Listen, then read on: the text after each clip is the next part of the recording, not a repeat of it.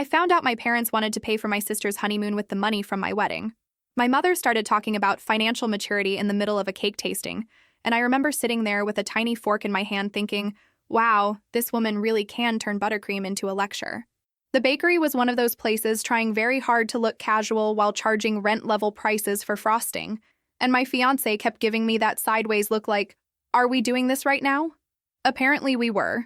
My mother smiled at the woman behind the counter, waited until she walked away, and then said, couples who wanted a stable future didn't waste money trying to impress other people. My father nodded like she had just delivered a keynote speech. My sister, who had come just to help, suddenly got very interested in her coffee lid. The thing that made me feel crazy wasn't even the comment itself. My mother had always had a way of saying insulting things in a tone that made you sound dramatic if you reacted. It was the timing. My sister had gotten married 2 months earlier in a ceremony so expensive I still don't know how they justified it without bursting into flames from hypocrisy. There were flowers hanging from the ceiling, imported linens, some ridiculous string trio playing arrangements of songs nobody in our family had ever listened to voluntarily, and a dessert display that looked like a museum exhibit about sugar. My parents paid for all of it. Happily. Loudly. They practically glowed while writing checks. Meanwhile, my fiancé and I were planning something nice but normal. We both worked full-time. We had rent, student loans, his car repair that kept turning into another car repair, and the kind of grocery bill that makes you stand in the aisle holding yogurt like you're negotiating with a hostage situation. We wanted a good wedding, not a royal coronation. Still, every time my parents got involved, suddenly there was all this talk about being practical, cutting back, thinking long-term, not being frivolous. Funny how concern for the future showed up only when it was my turn. I tried not to jump to conclusions. I really did. I told myself maybe they were just more stressed now. Maybe my father had some issue at work. Maybe my mother had looked at their savings and panicked. Maybe I was being sensitive, because growing up in my family trains you to hear the insult before the sentence is even finished. My fiancé said he thought the whole thing smelled weird, which was his polite way of saying my family was pulling something, but I wasn't ready to hear that yet. There is a specific kind of humiliation in realizing the people who are supposed to love you have been running the same pattern on you for years, and you still keep trying to rename it. At the tasting, my mother went on about how smart couples start marriages with discipline, how it wasn't the day that mattered but the life after it, how anyone mature would understand that. I just sat there nodding because if I opened my mouth too soon, I was going to say, that's amazing. Because when my sister wanted a 6-foot ice sculpture of her initials, nobody suddenly discovered some finance guru. My father started asking whether we really needed an open bar. My sister made this little face like she didn't want to be there, which honestly annoyed me more than if she had joined in. She loved being the exception.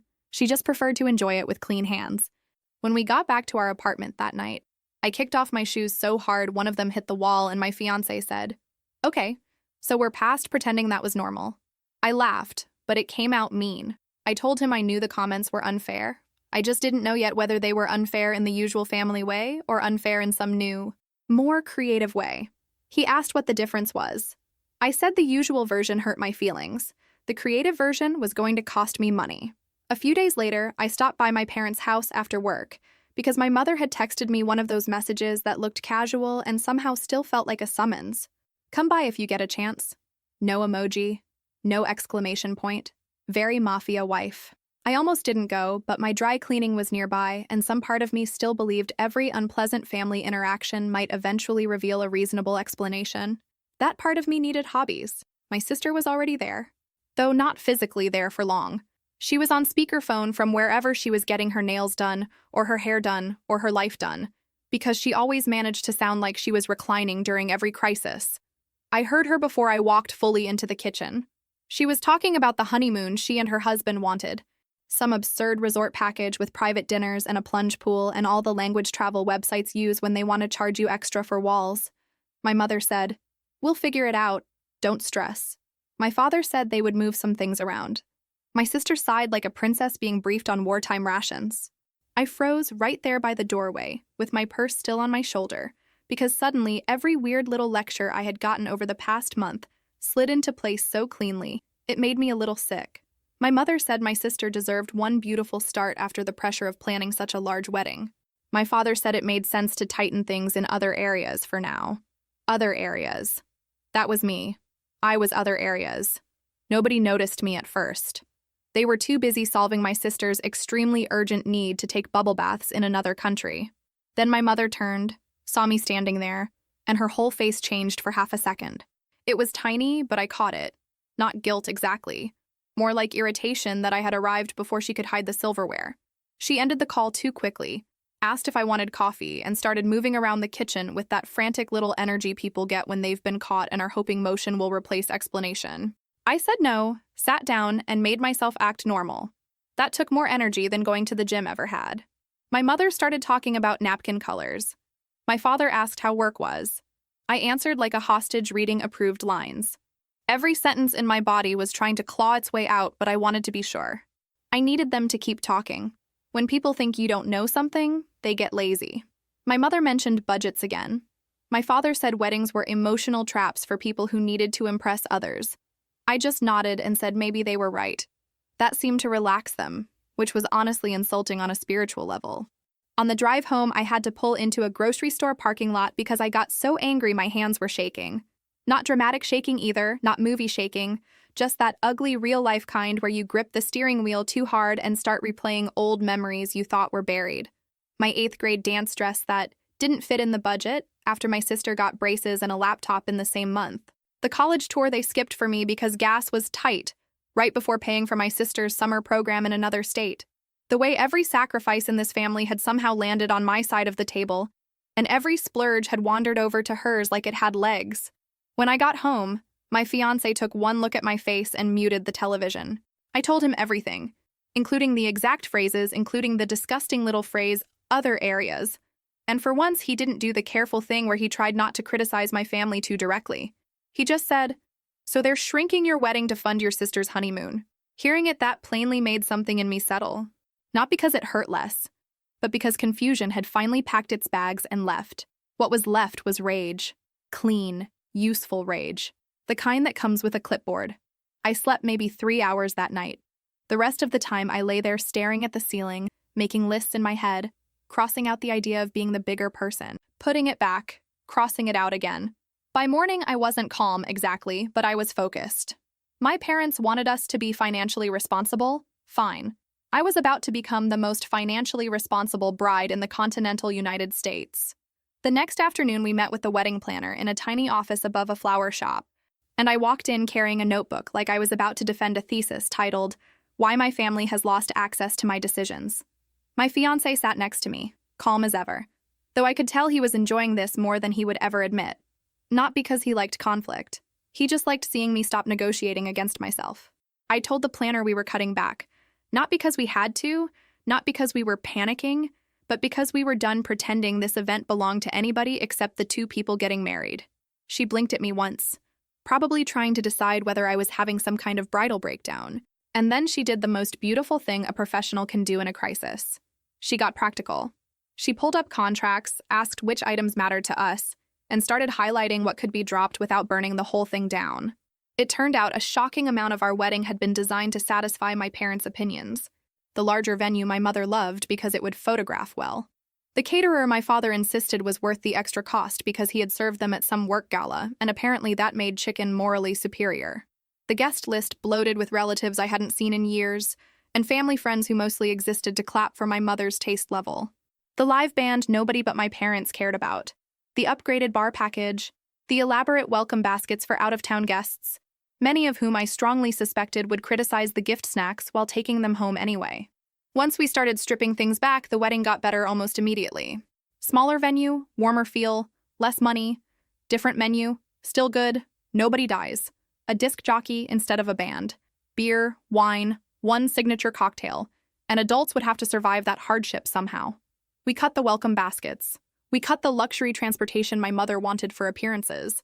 We cut a whole floral install that I had never even liked and had only agreed to because my mother said every real wedding needed one focal moment. I told the planner my new focal moment was going to be paying my own bills. Then we tackled the guest list. That part felt almost holy. Every person my parents had pushed in for family harmony, every cousin who only remembered my existence when there was food involved, every business contact of my father's, every woman my mother referred to as basically family, even though I had never once called her in a crisis, gone. My fiancé kept trying not to grin while I named names, But there is only so much dignity a man can maintain while watching his future wife trim resentment with a red pen. We got that list down to people we actually wanted. It was smaller, yes, but it felt breathable. When the planner asked about funding, I said very clearly that my fiancé and I would be paying for the wedding ourselves moving forward. All remaining decisions would go through us. No outside approvals. No checking with my mother.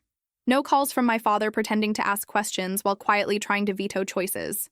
The planner, who had witnessed enough family power struggles to earn a minor degree in diplomacy, nodded like she had been waiting for us to say it. On the way out, my fiancé asked if I was sure I wanted to move that fast, not because he disagreed. He just knows me well enough to understand that when I get hurt, I can turn decisive in a way that looks a little like arson from a distance. I told him I was sure. My parents had spent my whole life training me to accept less while smiling about it. I wasn't doing that at my own wedding. Not for one more minute. That night, I wrote the email. Polite, organized, impossible to misread unless you were deeply committed to dishonesty. I thanked my parents for encouraging us to think more responsibly about our financial future. I explained that, inspired by their advice, we had adjusted the wedding to fit our actual priorities and budget. I listed the venue change, the vendor changes, the reduced guest list, the simplified reception plans, and the fact that my fiancé and I would be covering the event ourselves from that point on. I even said I appreciated their concern and hoped they would understand our decision to keep the day centered on what mattered most to us. I was so calm while writing it that I almost scared myself. Then I hit send and sat there with my phone on the table between us. My fiancé said, "How long do you think?" I said, "Under 10 minutes. My mother called in 7. She didn't open with hello. She opened with, "What exactly did you think you were doing?" Which felt efficient, if not loving. I put her on speaker because my fiancé hates when I keep my family chaos pressed to one ear like private self-harm. My mother said she was blindsided, embarrassed, hurt, confused, insulted, and somehow still the victim of a decision that affected my wedding more than hers. She asked why I would make such drastic changes without discussing them like an adult. That part almost made me laugh because apparently being an adult means asking permission before refusing to be managed. I told her I had discussed budget concerns with her repeatedly and had heard the same message every time. Be sensible, think long-term, stop trying to make the wedding bigger than it needed to be. So I took that advice seriously. We reduced costs, we simplified. We stopped expecting my parents to subsidize choices they clearly didn't support. My mother said that wasn't what she meant. I asked what she meant exactly, and the silence on the line was so satisfying I almost felt guilty for enjoying it. Almost. Then she started listing specific changes in that careful voice she uses when she's trying not to sound controlling while sounding extremely controlling. Why would we move to a smaller venue? Why would we remove family friends? Why would we switch to a disc jockey when everyone had been expecting live music? Why would we cut the premium bar? Why would we make it look like we were scaling down because there had been some problem? There it was. Not sadness, not concern, optics. My mother did not care if I had the wedding I wanted. She cared if anybody might think she had less power than she claimed. I asked her why she was more upset than I was. She said because mothers dream about their daughters' weddings. I said that was funny because she seemed to have had all her dream energy available for my sister. She told me not to be ugly. I told her not to be obvious. That was the point where my fiancé slowly stood up, mouthed, "Wow," and walked into the kitchen because he knows when a phone call has become a family heirloom. My mother insisted things were different now. Costs were higher. Timing was bad. People had already been stretched by my sister's wedding. I said exactly, which is why it was interesting that they were still discussing financing her honeymoon while telling me to cut centerpieces. She went very quiet then, and I knew I had hit the actual bone under all the polite fat. She asked where I had gotten that idea. I said from my own ears in her own kitchen while she talked about other areas, like I was a line item and not her daughter. She tried to recover fast, said I misunderstood, said they had only been brainstorming, said my sister had been emotional and they were trying to calm her down. I said of course, because when my sister cries, everyone reaches for their wallets. When I cry, everyone reaches for a lesson. That was mean, and I knew it the second it came out, but it was also true enough to sting. By then, my father had joined the call, which always happens when my mother thinks I'm getting too close to a point she can't outmaneuver. He asked us all to calm down in that tired, measured voice that usually means he would like the women around him to stop making his evening inconvenient. He said nobody was taking anything from me, nobody was conspiring, and this whole conversation had become emotional and unfair. Emotional and unfair is family code for Marin has noticed the math again. I told them the decision was made. The wedding would move forward the way my fiancé and I wanted, on our money, with our guest list. My mother said I was punishing them. I said no, I was removing them from the budgeting process because they had abused the privilege. My father muttered something about disrespect. I said respect was not me performing gratitude while being treated like the cheaper daughter. The call ended badly. Not screaming badly, not slammed phone badly, but worse in a way. My mother said, "You are determined to turn this into something it isn't." I said, "No, I'm finally calling it what it is." Then I hung up, sat perfectly still for maybe 30 seconds, and cried so hard I got hiccups, which was annoying because righteous anger looks a lot cooler before the hiccups start. I barely had time to recover before my sister called. Not even 10 minutes later. She came in sweet, which should have warned me more than it did. My sister's sweetness was never free. It was the sample tray before the hard sell. She said she had heard Mom was upset and wanted to make sure I was okay because wedding stress can make people spiral. That word. Spiral. She said it the way people say, "bless your heart," when they want to legally get away with contempt. I told her I was fine. She said she actually thought some of our original plans had been kind of excessive, which was rich coming from a woman whose wedding had included personalized silk robes for bridesmaids she no longer speaks to. She said maybe scaling back would be better for us as a couple. More intimate. More authentic. She laid it on so thick I could practically hear her adjusting her halo. I let her talk because sometimes it's useful to see how long a person will keep lying when you hand them rope. Then she said Mom and Dad were relieved the wedding wouldn't be such a strain now because, there were other things going on. I asked, "Like your honeymoon?" The line went dead quiet. Not disconnected. Just silent in that offended way guilty people get when they realize the script has gone missing. She asked what I meant. I said I meant the resort package, the private dinners, the moving things around, the other areas. There was this tiny inhale, and that was it. Case closed. Her whole tone changed. Gone was the soft concern. Out came the real thing. She asked why I had been eavesdropping in our parents' house. I said I was standing in the kitchen of the house I grew up in, not crouched in an air vent. She told me I was twisting a conversation that had nothing to do with me. I actually laughed at that, which I admit was not helpful. I said a plan to reduce my wedding so they could fund her luxury trip had quite a lot to do with me, actually. She said nobody was reducing my wedding. They were just trying to stop me from making a spectacle of myself financially. That got me. Not even because it was cruel, though it was. Because it was so familiar. My sister has always framed her advantages as my moral failures. If she got more, it was because she needed it more, deserved it more, handled it better, represented the family better. If I objected, I was jealous. If I got angry, I was unstable. If I withdrew, I was dramatic. It is honestly impressive how long one person can survive by weaponizing tone. I told her she didn't get to speak to me like some reckless child while planning a second paid celebration for herself. She said I was acting like a victim because I couldn't handle not being the center of attention. That one almost took my breath away. Her wedding had happened 2 months ago. Her honeymoon was becoming my budget problem. But sure, I was the one with attention issues. I wish I could say I stayed perfectly calm and landed every line with icy elegance. I didn't. I got petty. I told her maybe if she and her husband had focused less on curated romance and more on learning how to be married, she wouldn't need a second performance so soon. She went feral after that. Called me bitter, cheap, insecure, exhausting. Said everybody in the family was tired of my resentment. I said everybody in the family had made my resentment a group project. She started crying then, which she can do faster than some people can unlock a door. She said she couldn't believe I would ruin our parents' peace over money. Peace. That word had always meant silence from me. I told her I wasn't ruining peace. I was interrupting favoritism. There is a difference, though nobody in my family had ever had much interest in learning it. Before hanging up, she said, "You always do this. You turn everything ugly." I said, "No, I just stopped decorating it for you." Then I ended the call, threw my phone onto the couch, and immediately regretted not saying something even sharper. That's the worst thing about arguments with people who've been under your skin since childhood. You can say 10 truthful things and still spend the next hour wishing you'd thought of an 11th. For the next couple of days, my family did what my family always does when direct pressure fails. They outsourced. Suddenly, I was getting little check-in messages from relatives who had not texted me in months. My aunt called asking in a syrupy voice whether there had been a misunderstanding about the wedding. A cousin sent a message saying she hoped stress wasn't making me make permanent choices. Permanent choices. as if trimming a guest list was the same thing as joining a cult.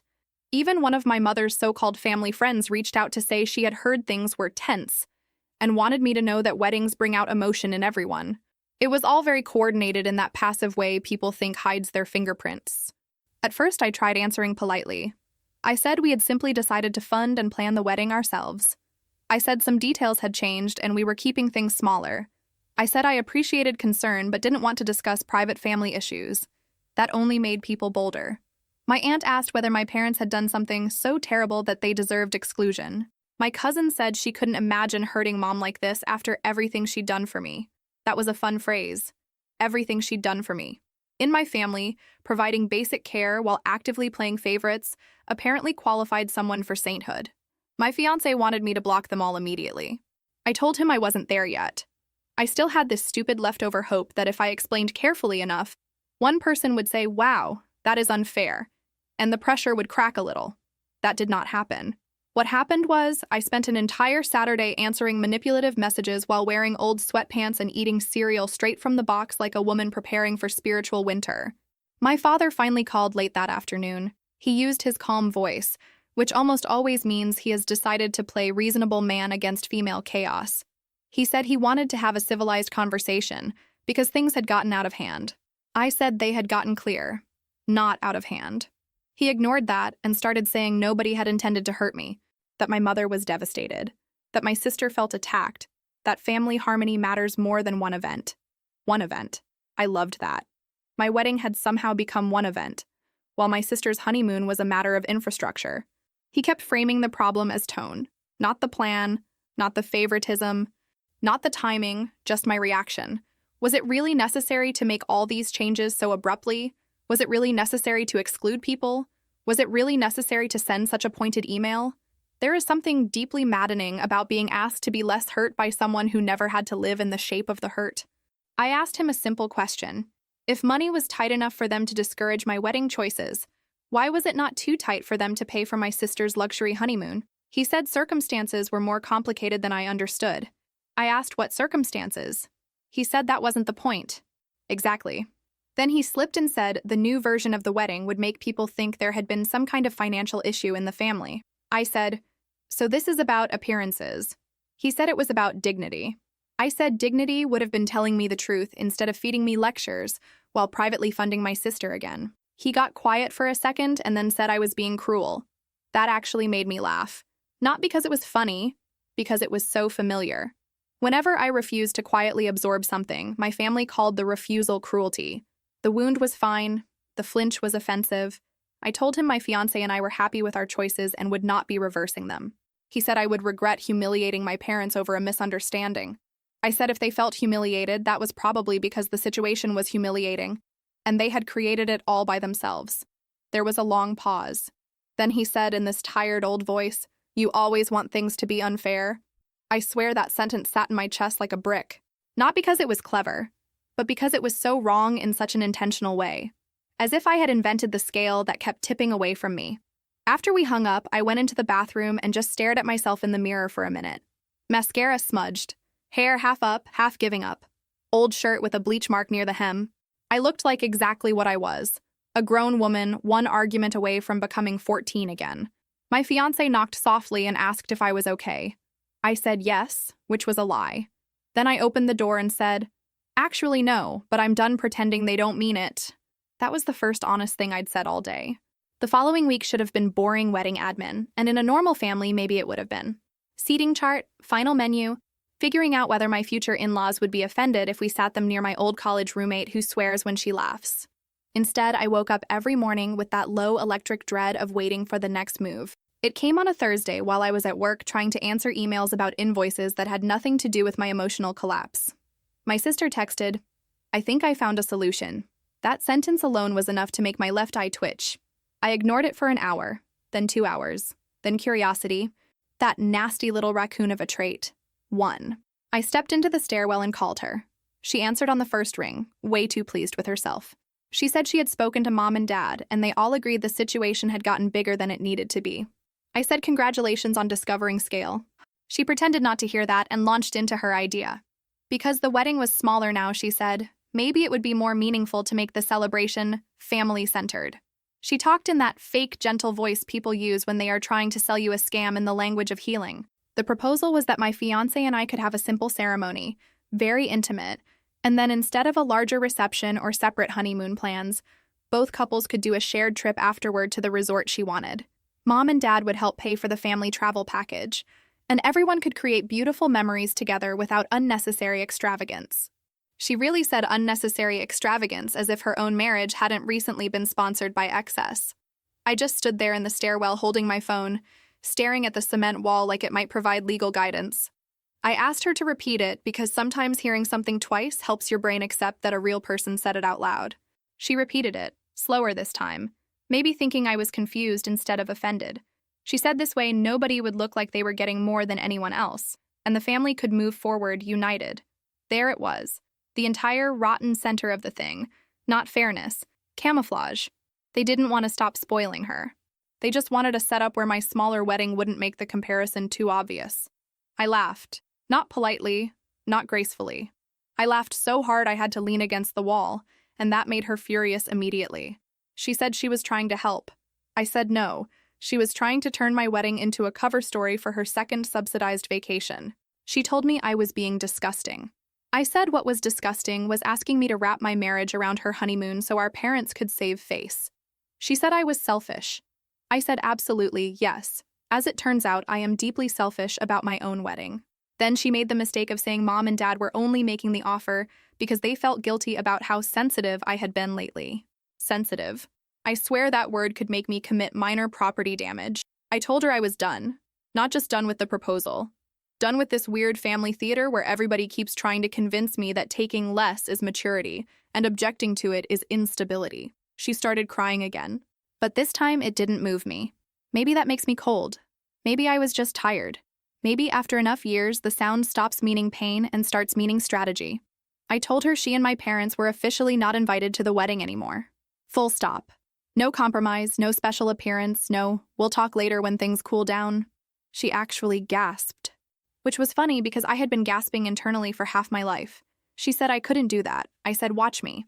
She asked what I would tell people. I said probably the truth, which was that my family had mistaken my wedding for an expense category. Then I hung up.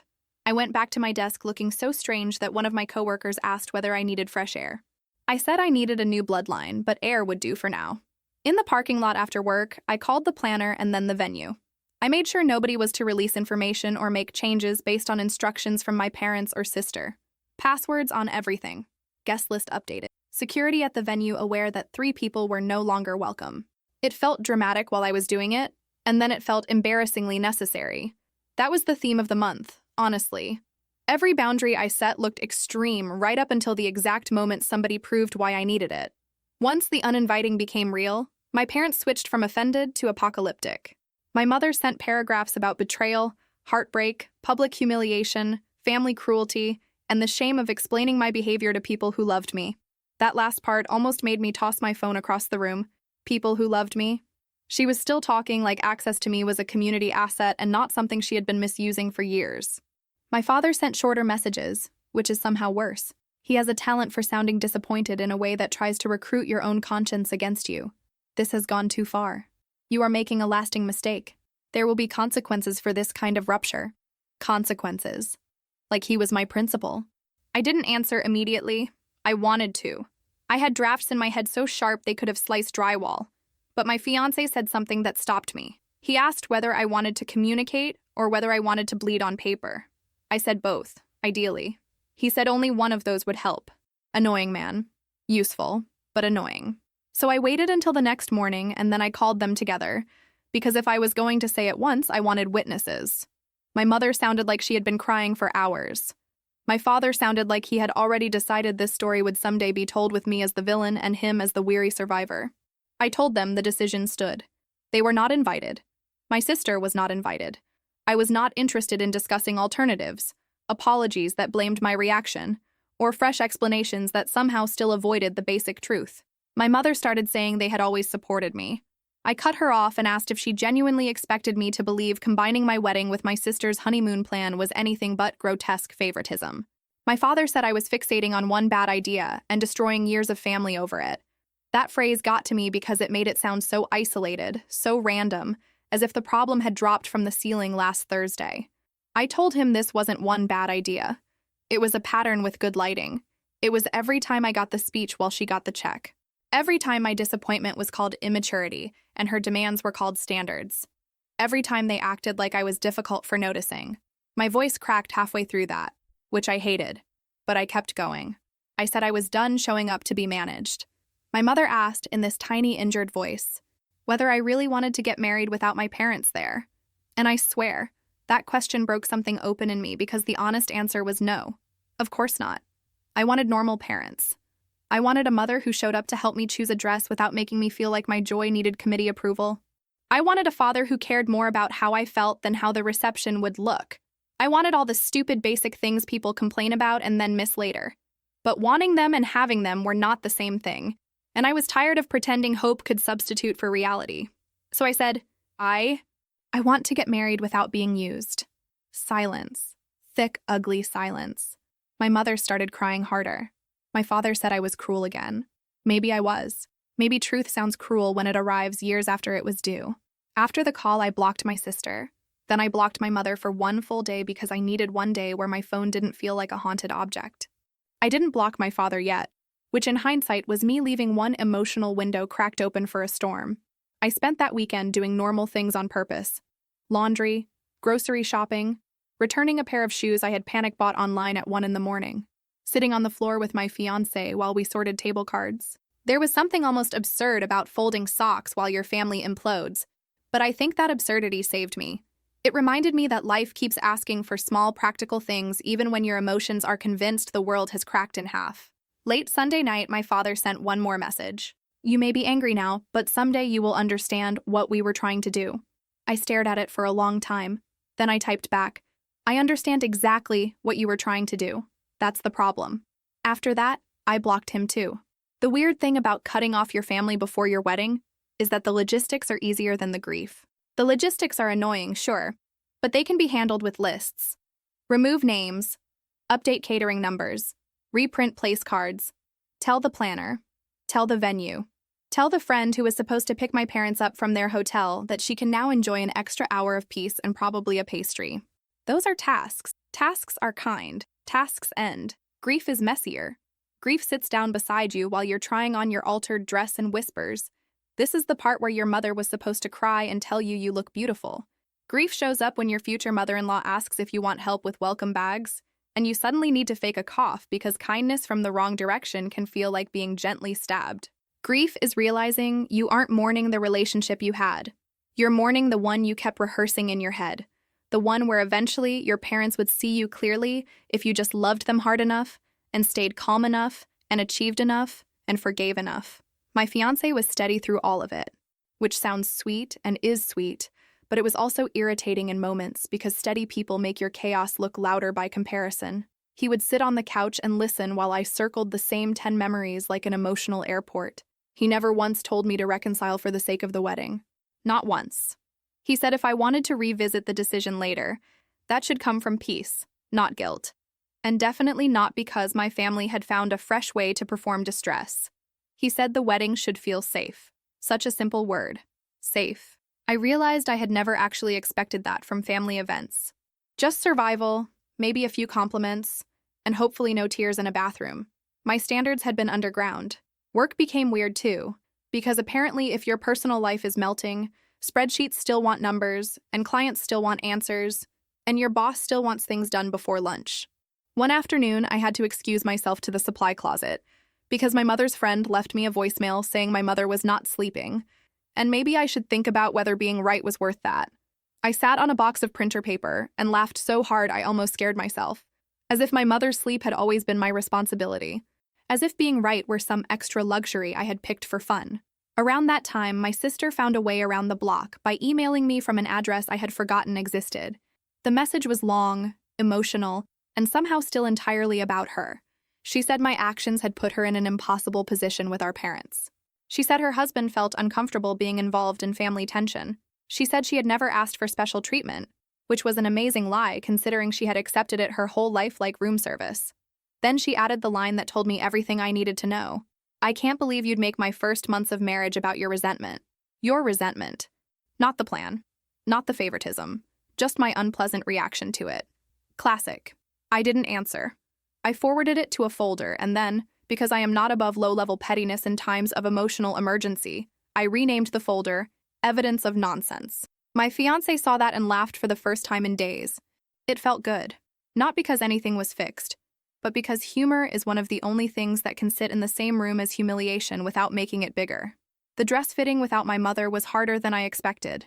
I brought my friend instead, and she was wonderful in the practical way some women are wonderful. She adjusted the back, hyped me up, took terrible photos on purpose to make me laugh, and only asked if I was okay once, which I appreciated. Too much sympathy can feel like being wrapped in wet towels.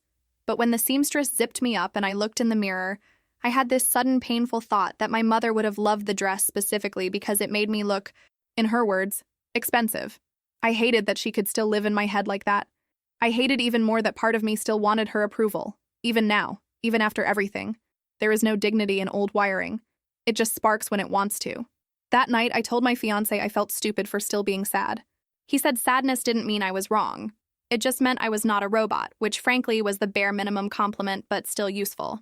Then he handed me takeout and said the seating chart still needed work, because apparently healing and alphabetizing can coexist. About 3 weeks before the wedding, my future mother-in-law offered to host a small shower at her house. Not a giant thing, not matching outfits and forced games and public crying, just lunch, cake, a few women I actually liked, and maybe one decorative banner trying a little too hard.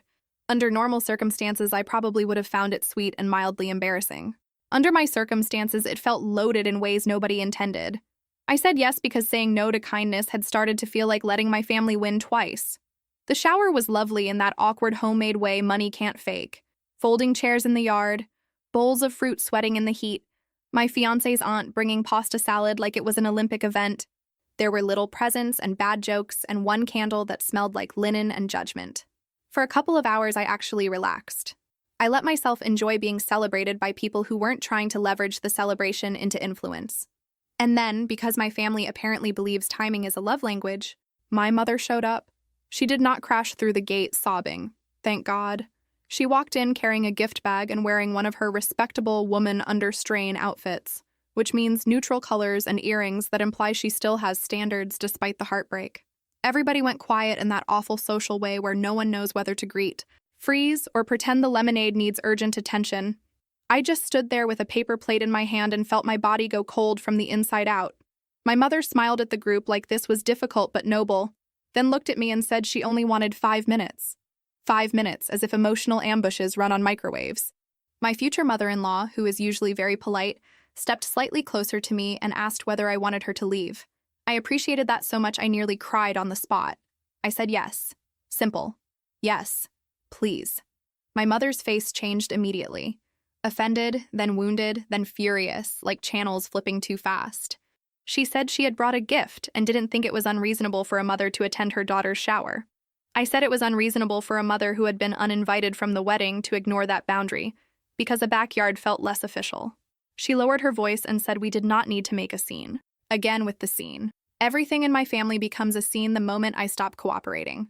I told her leaving would prevent one. Staying would create one.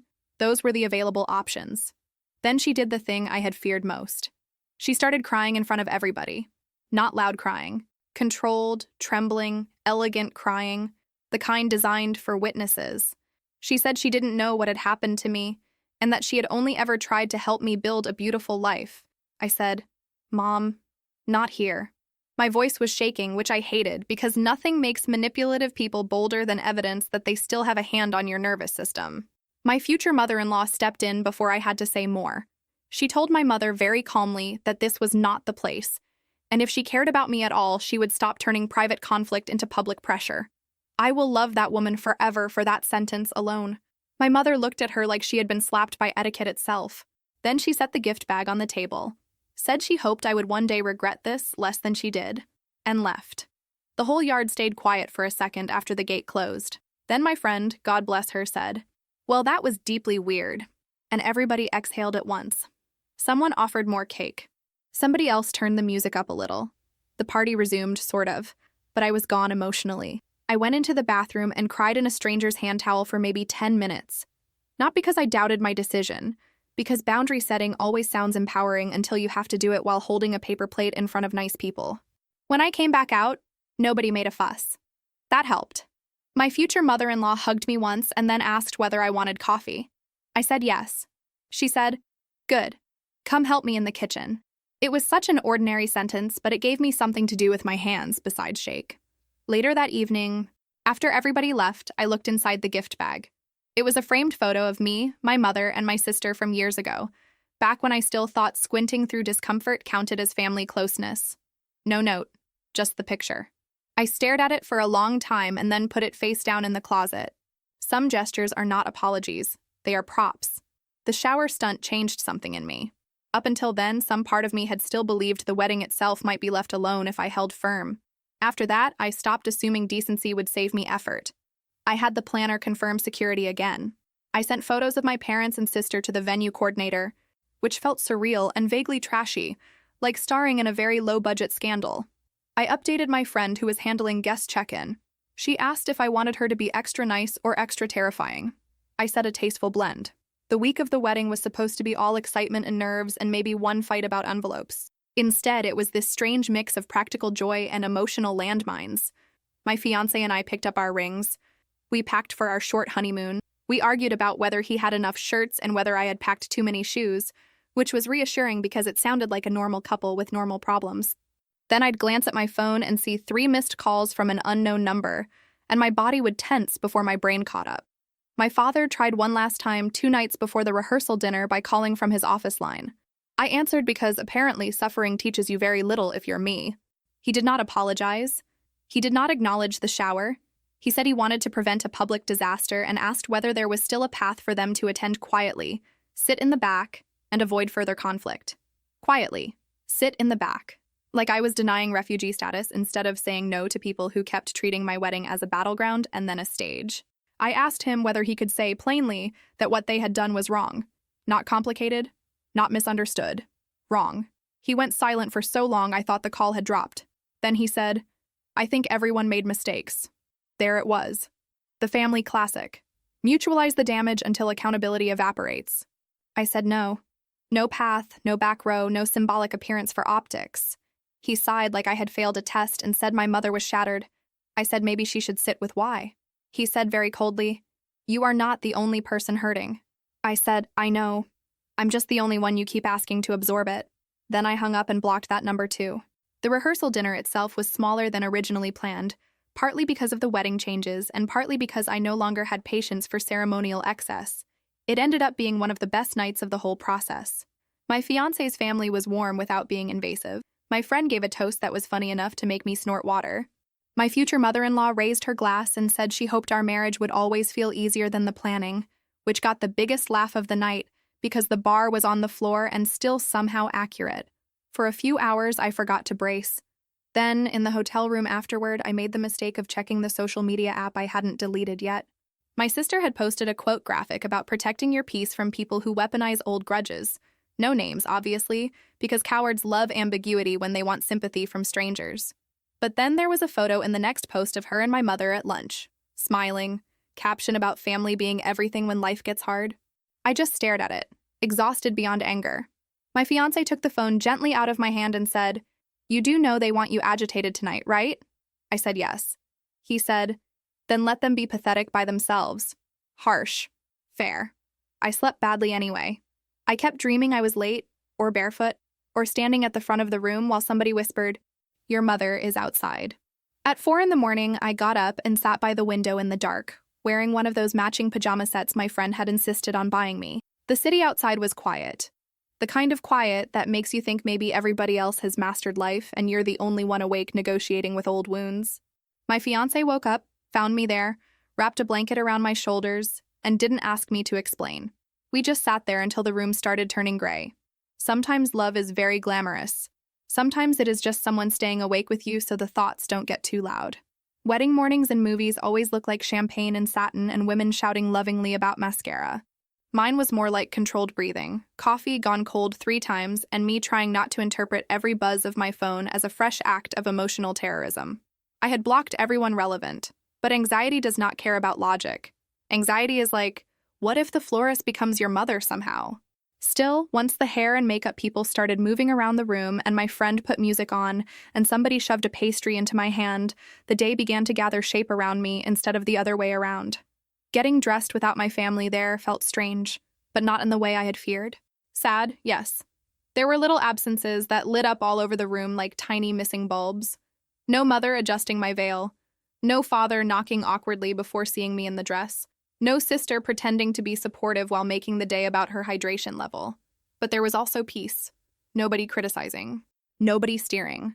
Nobody turning sentiment into performance. I could actually hear myself think. That was new. Right before the ceremony, the venue coordinator came in and said quietly that everything was under control, and there had been no issues at the entrance. She probably meant it as a routine update. I almost hugged her for it. I realized then how tightly I had been holding the possibility of disruption, like some part of me still expected my family to burst in and demand one final rewrite. When that didn't happen, my body softened all at once and I had to sit down because relief can hit almost like grief. Walking down the aisle was harder and easier than I expected. Harder because there is no elegant way to not notice who isn't there. Easier because the people who were there actually wanted me well. My friend walked me, which had started as a practical adjustment and ended up feeling perfect. She squeezed my hand right before we stepped out and whispered, "Nobody here gets to ruin this." I believed her. Maybe for the first time all month I fully believed something good was allowed to stay good. My fiancé looked wrecked when he saw me, in the best possible way. Not polished wedding magazine wrecked. Real wrecked. Eyes shiny, smile shaking, trying very hard not to cry because he knew if he cried first I would lose it completely. That expression carried me through the whole ceremony. Not because it fixed the hurt. Because it made the hurt smaller than the life in front of me. There is a huge difference. The ceremony itself was simple and warm, and almost suspiciously normal after everything. We said vows we had written ourselves, and mine did not mention family wounds or survival or how hard it had been to get there. Because despite what my mother might believe, not every microphone in my life belongs to a lesson. We laughed once when he stumbled over a word. Somebody in the back sniffled dramatically. The officiant smiled like she had seen worse, which she probably had. And then suddenly we were married. Just like that. No speech from my father. No controlled tears from my mother. No sister clutching a bouquet like a hostage prop. Just us. The reception was exactly what we had remade it to be. Smaller, louder in a good way, full of actual affection instead of obligation. People danced. People ate. My friend gave another speech and nearly exposed 3 secrets I had not approved for public release. My new husband and I actually had time to speak to people instead of being dragged through some endless performance circuit. The disc jockey was better than the band would have been, and I hope that haunts my parents just enough to be educational. There was one moment, though, late in the evening, when I stepped outside for air and the sadness came back sharp. I was standing by the side entrance in my dress holding my shoes because my feet had given up on beauty, and it hit me that I had done it. I had gotten married without them. No dramatic reconciliation. No final grand gesture, just the truth of what my family was and the boundary I had drawn around it. I cried a little out there, not because I wanted them back in, but because endings are still endings even when you chose them. My husband found me, took one look at my face and said, "Hey." Just that. Hey. Like I was not difficult, not too much, not embarrassing, not the reason a family was strained, just me. I leaned into him and said I was happy and sad and furious and relieved all at once. He said that sounded about right. Then we went back inside because our cake was being served and, dysfunctional bloodlines aside, I had every intention of eating the expensive frosting in peace. Our honeymoon was short, local, and exactly what I needed. We drove a few hours, stayed by a lake, ate diner breakfasts, and barely touched our phones. My husband never acted like the wedding should have magically cured everything. He let me be happy and bruised at the same time, which felt more loving than any speech could have. On the second morning, I checked my email and found a message from my father full of words like grace, compromise, perspective, and not one clear apology. It read like a sermon written by a man trying very hard not to stand near the actual point. I didn't answer. I archived it, blocked the address, and went back outside where my coffee was getting cold and the water looked calm enough to borrow for a minute. When we got home, my mother sent a letter. Real paper, real stamp, same nonsense. She wrote that mothers make mistakes, that she had done her best, and that maybe one day I would understand how hard it is to love two daughters equally when they need different things. That line sat in my chest like a stone because even there, even in her version of reaching out, she was still justifying the imbalance instead of naming it. A few weeks later, I heard my sister's marriage was already shaky, partly because the honeymoon money drama had spilled into everything else. I didn't celebrate. I also didn't feel surprised. My parents told relatives I had rejected generous help out of jealousy, which was predictable enough to be boring.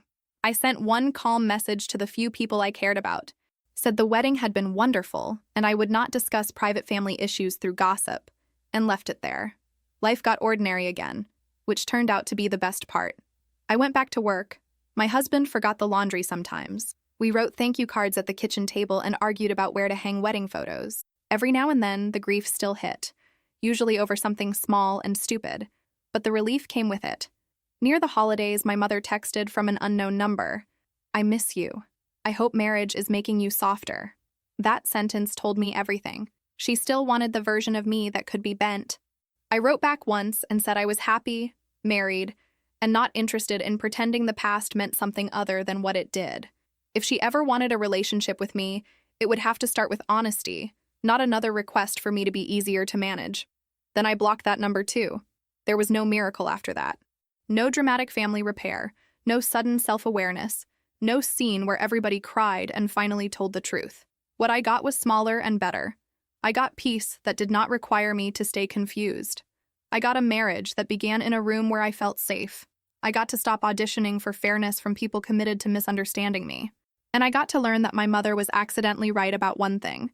Starting marriage with financial maturity was a great idea. We just had to remove her from the budget first.